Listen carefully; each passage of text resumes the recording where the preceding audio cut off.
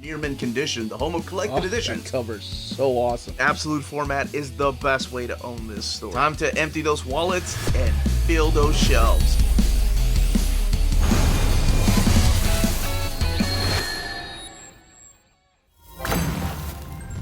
How's it going, all you minties? Uncanny Omar here from Near Mint Condition, the home of collected editions, and join me today for my overview of the Vinland Saga Deluxe Edition hardcover, Volume 1 from Kodansha. So, please stay tuned.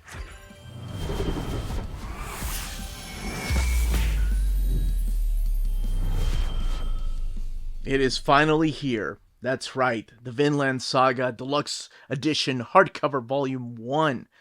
This was a book that was supposed to come out last November, I believe. No, it was actually last October, but it was delayed, and now it is finally here. So it is available everywhere in the direct market and book market. It does come sealed in plastic, like most of these hardcovers that have a mature rating, and it does have a leaflet. This one here is rated older teen 16 plus. And it tells you a little bit about the contents in here, and then some love and praise for the series.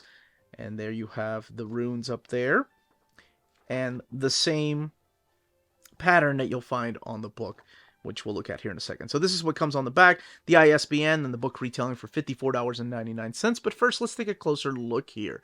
So I mentioned the runes up here. That is embossed, as well as the title, Makoto Yukimura.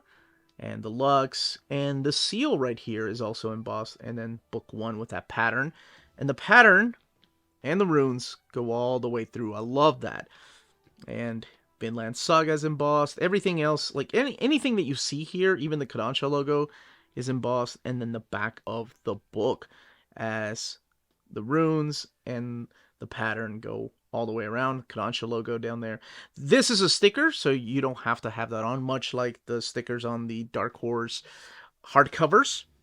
And one of the things I wanted to note, in case you didn't get a good look at the seal, here it is right there. It's a beautiful seal, and again embossed, is that this has a smooth finish to it. It's not a faux leather finish. I mean, I guess you could still consider it faux leather, because leather doesn't have to be all bumpy. But it is different than the finish we have on, say, the Blade of the Immortal hardcover or the Berserk Edition hardcover. It has a finish that this actually does feel like leather, whereas this does have like a smoother finish to it. No dust jacket. It's just exactly what you get here. So while I have those hardcovers out, let's go ahead and do a little quick size comparison. First of all, with the one that started it all, here it is next to the Berserk Deluxe Edition. One of my favorite books of all times, but this right here definitely has the same height and length as that Berserk Deluxe Edition, except it has a flat spine, unlike the Berserk Deluxe hardcover. Here it is next to a couple of Kodansha hardcovers. This is the Ghost in the Shell fully compiled hardcover they came out with, and honestly it feels like that same kind of build here to this one, like the same height, the same length. This is the Magic Knight Ray Earth hardcover that came inside of a box set. Now, of course, Kodansha and Dark Horse are not the only two companies that do hardcovers. We have Viz, but these aren't deluxe hardcovers. These are true deluxe hardcovers. As a matter of fact, when Vinland Saga first came out here in America, we did have a standard hardcover, which is actually just a little bit shorter than the Viz hardcovers here. I assume this is the comparison that most people want to see, because most of us have purchased Vinland Saga in this format, because this is the format that it was available here in America first. So I'll be doing a more thorough comparison when I open up the book, but to kind of give you an idea of just how much bigger this deluxe edition is compared to the original printing, here it is in the height and the length. And the other thing is that these deluxe hardcovers are 3-in-1. So these right here collect 2 tankobons in one. These collect 3 tankobons in one. For example, this right here, the original release of the Vinland Saga, came out, oh my goodness, I think right over 10 years ago, so around 2013. Has 470 pages, whereas the new deluxe edition has 688 pages.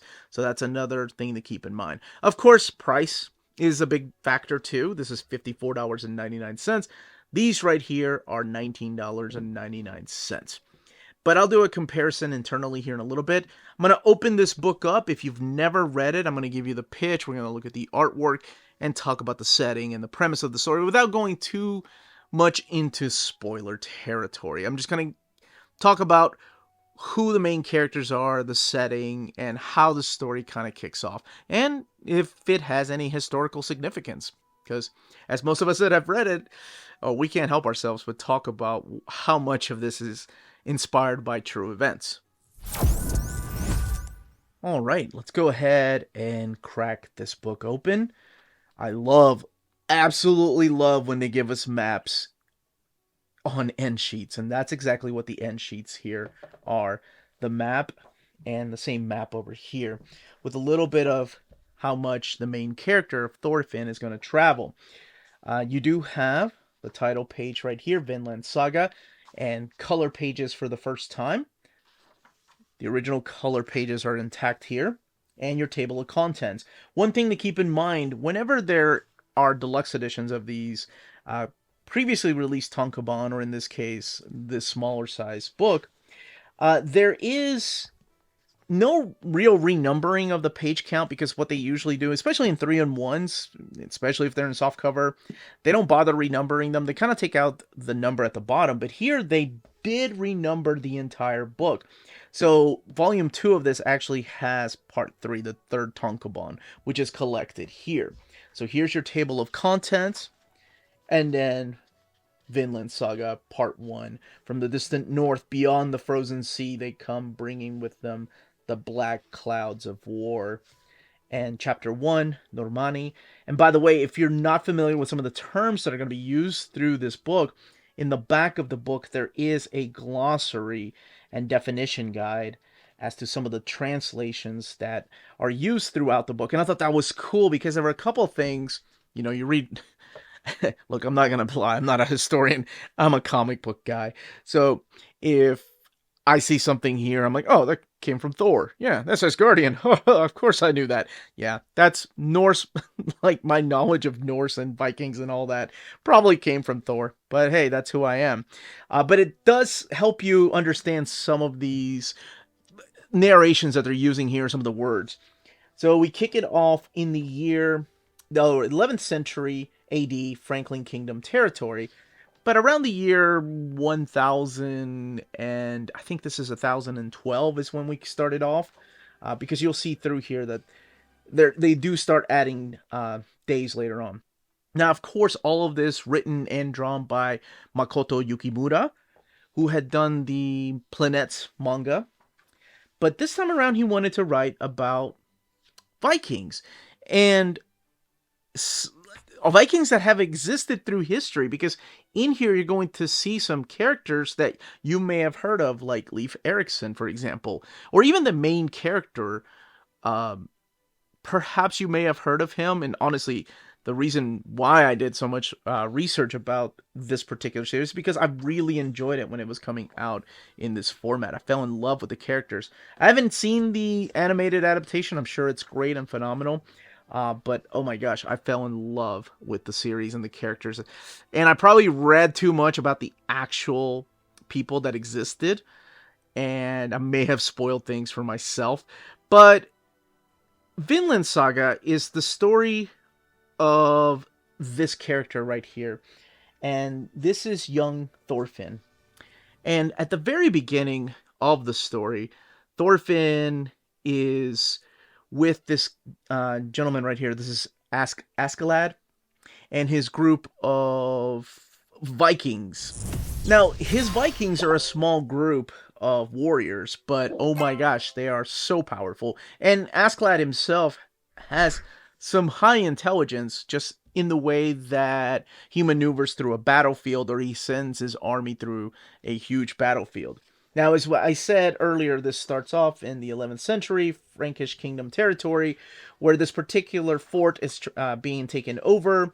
But what Askeladd does is send his messenger. This is Thorfinn, this young 16-year-old boy here, to deliver a message to the attacking army, to let them know that, hey, the Normani, or these Vikings, are here to help.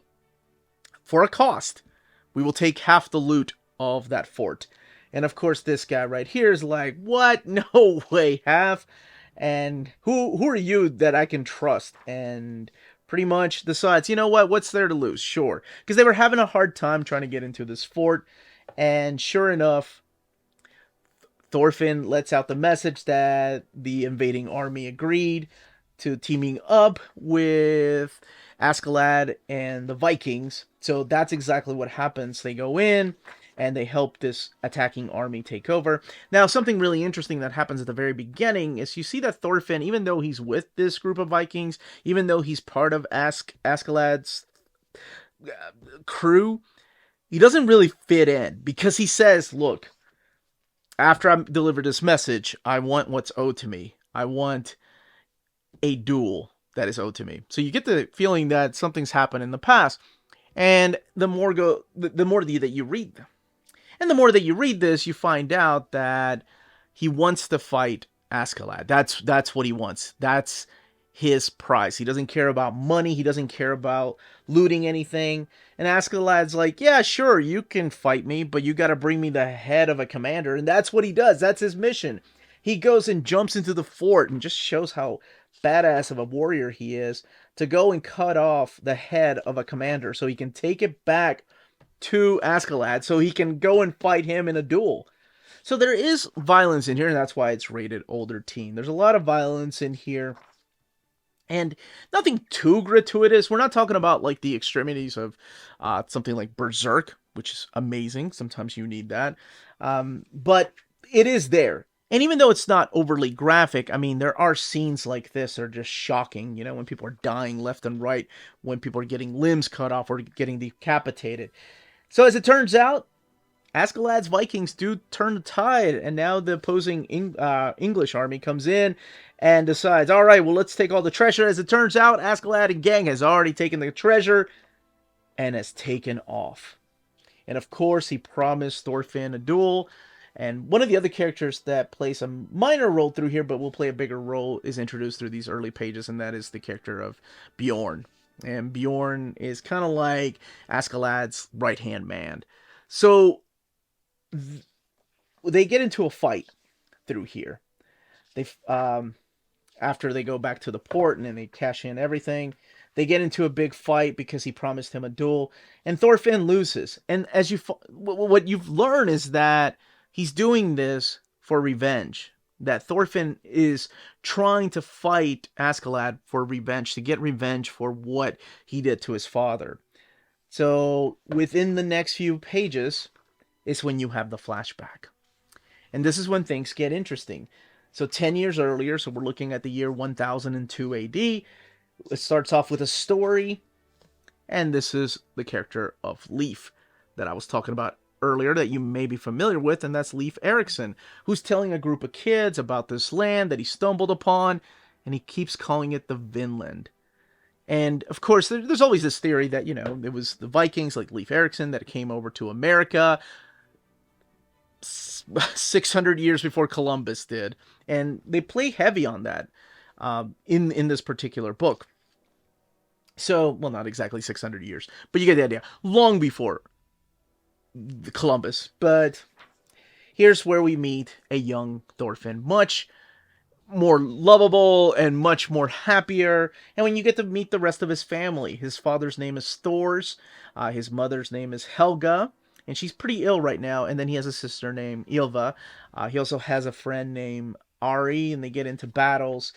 But here is where you find out exactly how all of this takes place. How he went from here to that 16-year-old, just almost like the soul has been sucked out of him, boy that's with Askeladd's Vikings, and how he ended up working for him just to keep fighting him and keep losing to avenge his father's death. So you do know that his father is going to die, but these are happier times.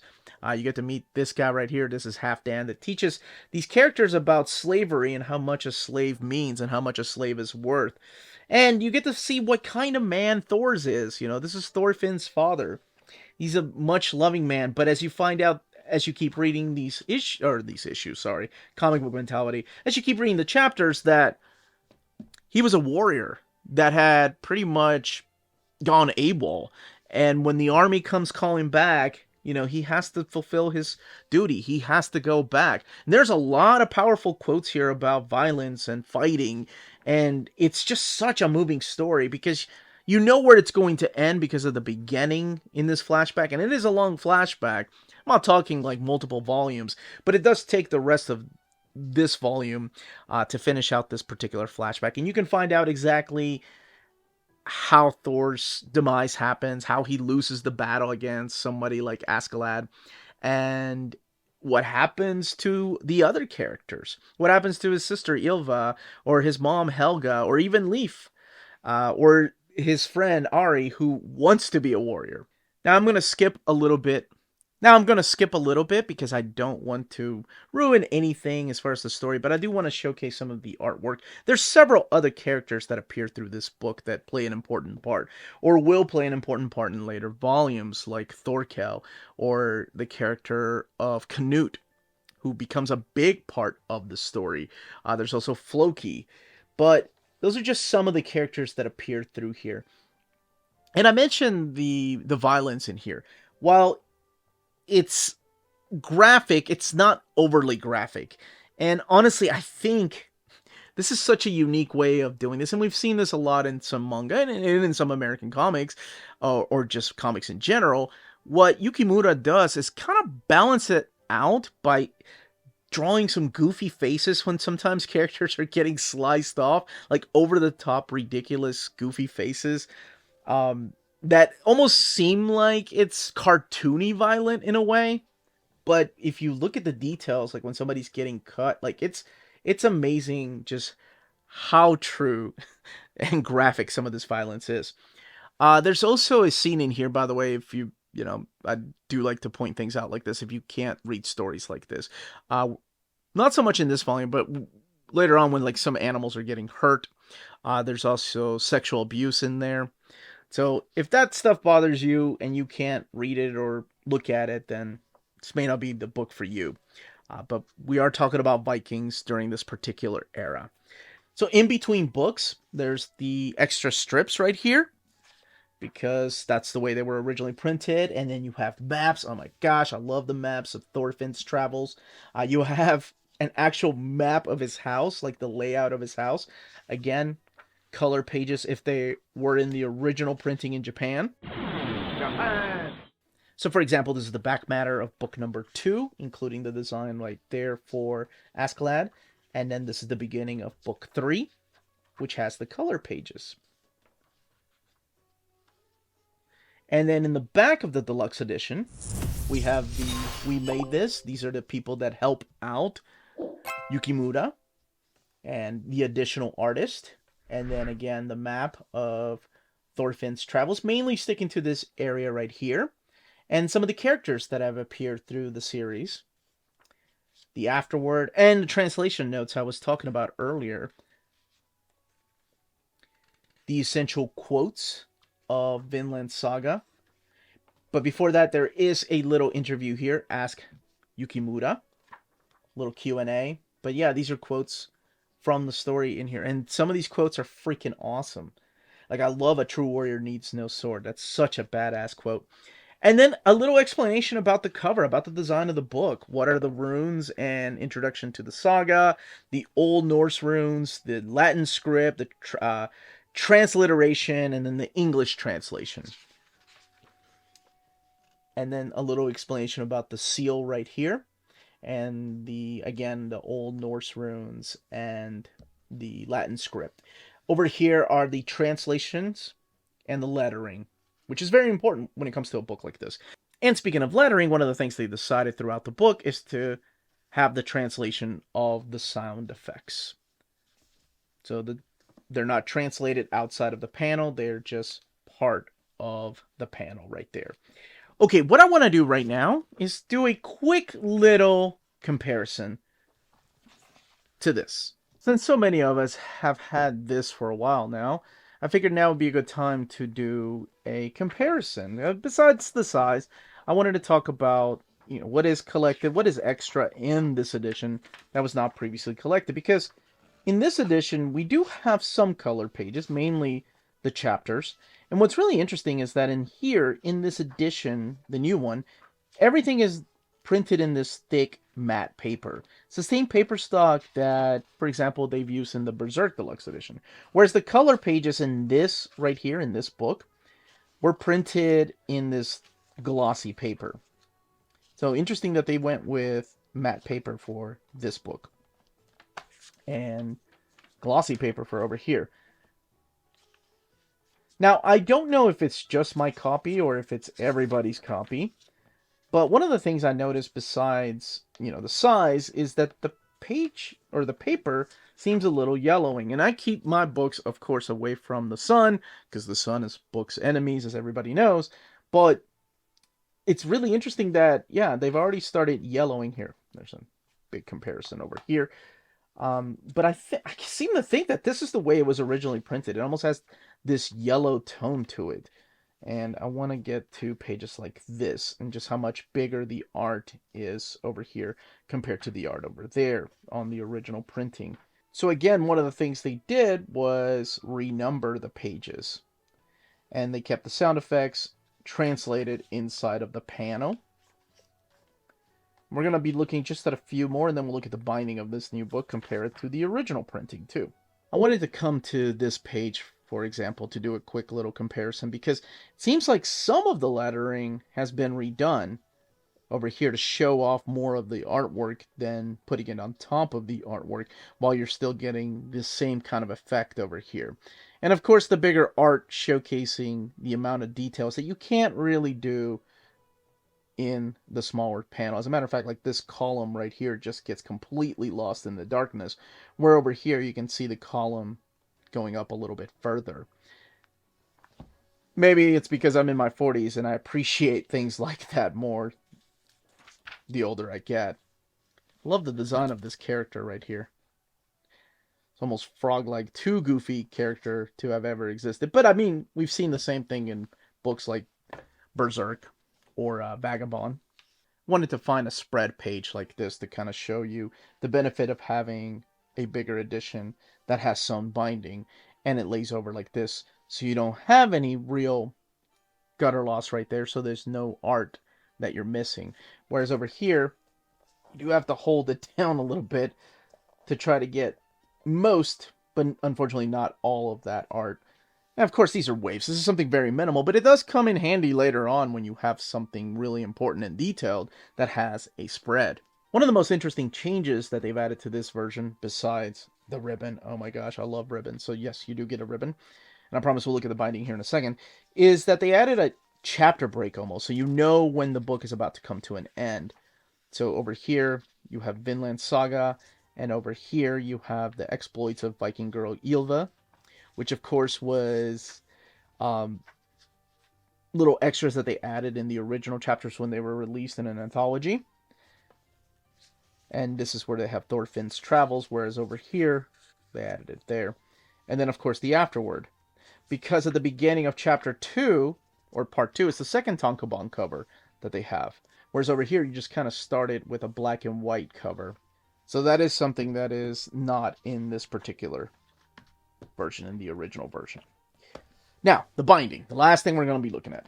688 pages, and as I mentioned earlier, it is sewn binding. Printed in this thick matte paper. Whereas this version has glued binding. I will say that the sewn binding in this one here, I did have to stretch the spine a few times to get that eye, because it did have some glue or something that just made it really tight. But that's it. Beautiful, beautiful edition. And I reread it in one day. I love this story so much. It's one of my favorite manga. So glad to have it now in a big deluxe edition. That, as they say, is that. If you're interested in purchasing this hardcover, don't forget to check out our sponsors.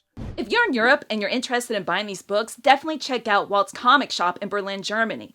They have the cheapest pre-order prices, flat shipping rate of €12 for all EU countries, emails answered within 24 hours, waltzcomicshop.com, and you can use the code nearmintcondition at checkout and get free shipping for all EU countries with your first order over €40.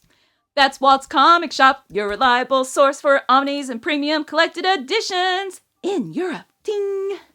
CheapGraphicNovels.com, your online home for graphic novels and collected editions up to 50% off cover price. They have excellent shipping and prompt and helpful service. Check out their bargain deals for up to 90% off cover price. And don't forget, the CGN also takes pre-orders. That way you don't miss out on the hottest releases. And they are currently running a special promotion for you Minties. If you're a first-time customer, after receiving your order confirmation email, reply back to that email and let them know Near Mint Condition sent you their way. They will then apply a free shipping promotional credit to your next order in the US. Cheap Graphic Novels, your source for the hottest books with the kind of deep discount, quality shipping, and customer service that will keep you coming back for more. And that was the content, the page count, the build, and the comparison to the original printing here in America, and of course, the other manga hardcovers. If you have any questions, leave them down below. Let me know what you think of the story. Let me know if you are picking this up, and if you hope to continue it all the way through, which we have 27 tankobons right now, so we got a bit to go. If you have any questions, leave your questions down below. Don't forget to smash that like button on the way out. Check us out on Patreon and Spreadshop. Amazing ways to support the channel. That's it, everybody. Stay healthy and safe out there. Much love.